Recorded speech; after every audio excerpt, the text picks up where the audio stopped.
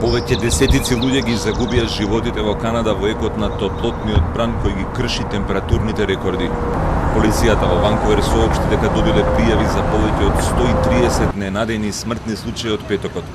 Најголем дел од нив биле повозрасни луѓе со претходни здравствени проблеми, во чија смрт жешкото време е дополнителен отежнувачки фактор.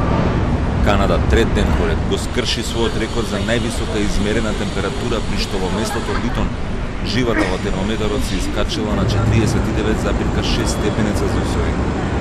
Рекордно високи температури се регистрирани и во американскиот северозапад, но и повеќе смртни случаи како последица на топлотниот бран. Пеколните температури во Канада и Соединетите држави се протегаат од Калифорнија до Арктикот. Пред минатиот викенд и неделата во Канада никогаш претходно не била измерена температура над 45 степени Целзиусови. Џон Хорган, премиерот на Британска Колумбија, изјави дека најжешката недела која овој канадски регион досега имал довела до катастрофални последици за семејствата и заедниците. Дополнителен проблем за жителите на овој дел од Канада е дека најголем дел од нив немаат климатизери и системи за разладување, затоа што температурите вообичаено се многу поблаги во текот на летните месеци.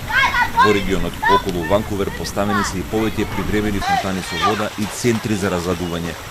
We have tried, and our cities, usually those that are accustomed to heat like this, have municipal programs in place to protect people, calling on them to come to cooling centers, ensuring that we're checking up on the people we care about and the people that we know may well be in distress.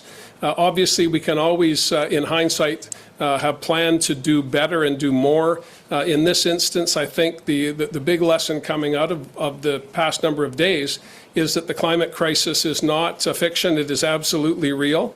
Во американскиот северозапад температурите се искачаа до 46 степени во Портланд, Орегон и 42,2 во Сиетл, Вашингтон. Највисоките нивоа откако започнало мерењето на температурата во 40-тите години од минатиот век.